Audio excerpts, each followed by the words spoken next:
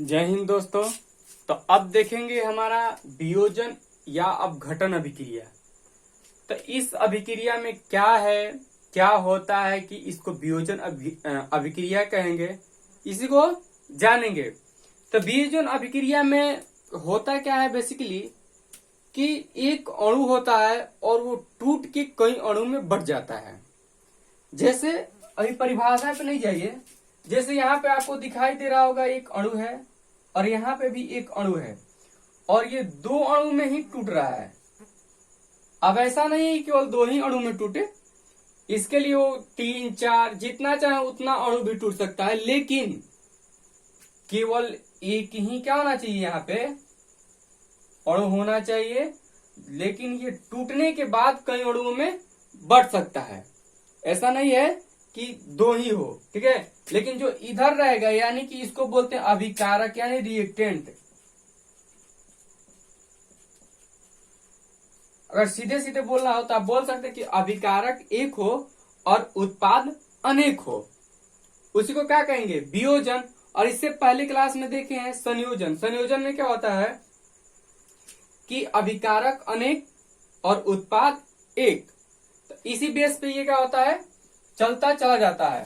तो पहले थोड़ा सा इसको परिभाषा देख लिया जाए कि वियोजन अभिक्रिया में बढ़ते हैं, यानी हमारा अभिकारक एक हो और उत्पाद जो है दो से अधिक हो।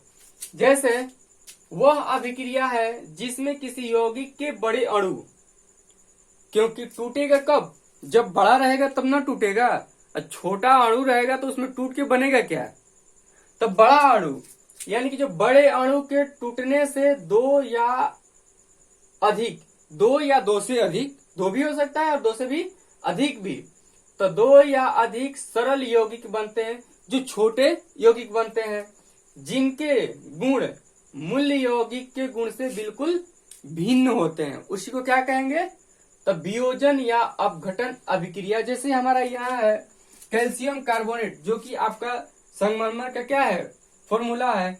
अगर इसको उष्मा दीजिएगा तो जैसे ही ये इस उष्मा को क्या करेगा, अवशोषित करेगा।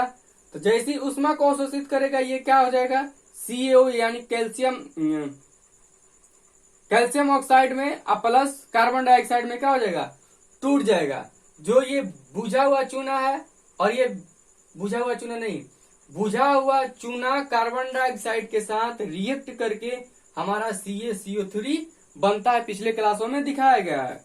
तो ये है, और यहाँ पे बुझा हुआ चूना बनेगा और यहाँ बिना बुझा हुआ, सॉरी गाइस, ये बिना बुझा हुआ चूना का फॉर्मूला है और ये है कार्बन डाइऑक्साइड, यानी कि CaCO3 टूट के किस में जाएगा, तो CaO प्लस CO2।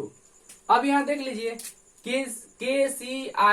KClO3, यहाँ पे एक अणु है हमारा क्या, KClO3। जैसे ही ये उष्मा को अवशोषित करेगा, ये KCl यानी कैल्शियम क्लोराइड, कैल्शियम नहीं sorry potassium chloride plus oxygen, इसमें क्या हो जाता है, ये टूट जाता है। यानी कि ये बड़े अणु छोटे छोटे सरल यौगिक या अणु में क्या हो गए हैं, टूट गए हैं। तो इसी को जब टूटता है तो उसी को कहेंगे वियोजन अभिक्रिया। आपको यहाँ एक चीज दिखाई दे रहा होगा कि इसमें उष्मा का अवशोषण हो रहा है। उष्मा का क्या हो रहा है, अवशोषण, ये उष्मा को अवशोषित कर रहा है। तो अब देखेंगे कि उष्मा के जो अवशोषित कर रहा है ये क्या है, तब तक इसको आप नोट कर लीजिए। चलिए देखते हैं, यहाँ पे दो रासायनिक अभिक्रियाओं को हम लिखे हैं। यह भी हमारा क्या है, वियोजन अभिक्रिया है, क्योंकि यहाँ पे देख रहे हैं कि एक बड़े अणु है और ये छोटे छोटे सरल अणु में क्या हो रहे हैं, टूट रहे हैं। तो आप यहाँ देखिएगा कि सूर्य के प्रकाश को अवशोषित कर रहे हैं, यानी कि सूर्य के प्रकाश की उपस्थिति में ये घटना घट रही है।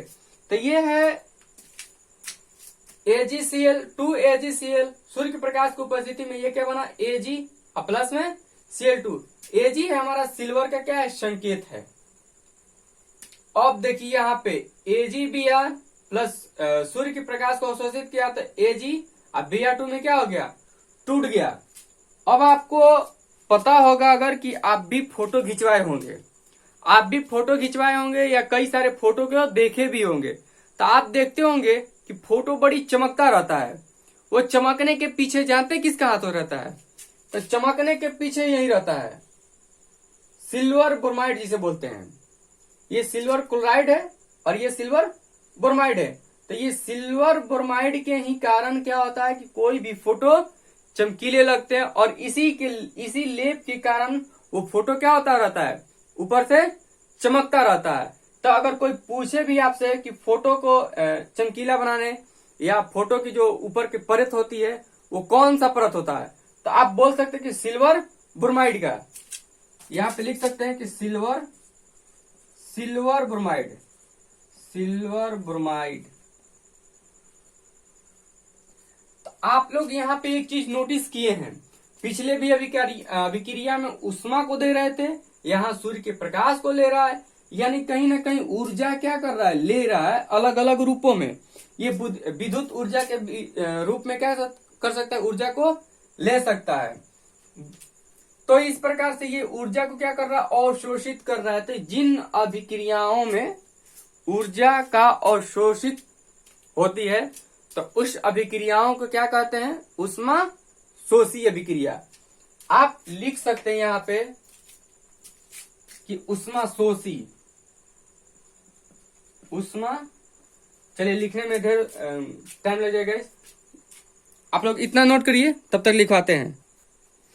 चलिए, तो यहाँ पे हम लिख दिए हैं कि उष्मा शोषी अभिक्रिया किसे कहते हैं, तो जिन अभिक्रियाओं में ऊर्जा अवशोषित होती है। ऊर्जा कहने का मतलब वो अलग अलग रूप में ले सकता है, जैसे हीट यानी उष्मा के रूप में ले सकता है, सूर्य के प्रकाश के रूप में ले सकता है, और विद्युत ऊर्जा के रूप में भी ले सकता है। और लेने के बाद ही वो क्या होता है, टूटता है। तो टूटता, जब कोई अणु टूटता है तो वो तो वियोजन अभिक्रिया हो गया, और जब उष्मा को अवशोषित कर रहा है तो क्या हो गया, उष्मा शोषी अभिक्रिया। और जब उत्पाद के साथ साथ उष्मा यानी कि ऊर्जा भी उत्पन्न कर रहा है तो वो उष्मा क्षेपी अभिक्रिया हो गया। और जब कई अणु मिलके एक अणु उत्पाद बनते हैं, उत्पाद के रूप में एक अणु बनता है, तो वो क्या हो गया, संयोजन अभिक्रिया। तो इसको आप लिख लीजिए, जिन अभिक्रियाओं में ऊर्जा अवशोषित होती है उन्हें उष्मा शोषी अभिक्रिया कहते हैं। तो यहां तक हो गया। कल जानेंगे विस्थापन अभिक्रिया, द्विविस्थापन अभिक्रिया, और ये सब अभिक्रियाएं क्या है, कैसे होती है। तो अगर इसमें कोई कहीं भी अगर डाउट हो तो आप बोल सकते हैं, फिर से दोबारा इस वीडियो बना दिया जाएगा। पर ये जो चल रहा है आपका, ये क्रैश कोर्स की तरह से चल रहा है, क्योंकि अगर पूरी तरह से ले जाया जाए तो 3 या 4 एग्जाम का कितना टाइम बचा है। फरवरी में आप लोग का लगभग एग्जाम होगा, डेट तो निकला नहीं है, लेकिन फरवरी में लगभग क्या हो जाएगा, आपका एग्जाम क्लियर एग्जाम होने वाला है। तो अभी से जोड़िए तो करीब करीब 5 महीना टाइम है आपके पास, 4 से 5 महीना। और 4 से 5 महीने पूरे किताब को खत्म करना है। अब पूरी तरह से तो पॉसिबल नहीं है, लेकिन जो पॉइंट ऑफ व्यू है वो जरूर बताया जाएगा, और इसके क्वेश्चन आंसर तो सारे के सारे क्वेश्चन आंसर कराए जाएंगे। ये अगर कम भी आप लिख पाइएगा तो कोई दिक्कत नहीं, क्योंकि ये पूछने वाला नहीं है। उष्मा शोषी अभिक्रिया पूछेगा नहीं पूछेगा, अगर पूछेगा भी तो उदाहरण वगैरह ऑब्जेक्टिव में दे सकता है कि इसमें से कौन उष्मा शोषी का उदाहरण है, इसमें से कौन वियोजन का उदाहरण है। तो इस तरह से आप समझे, बना दीजिएगा। और जितने क्वेश्चन लिखवाएंगे वो इम्पोर्टेंट रहेगा, उसको आप जरूर लिखिएगा, जरूर याद कीजिएगा। तो इसमें कोई दिक्कत, अगर इसमें कोई दिक्कत हो तो कमेंट करके जरूर बताइए। तब तक के लिए जय हिंद।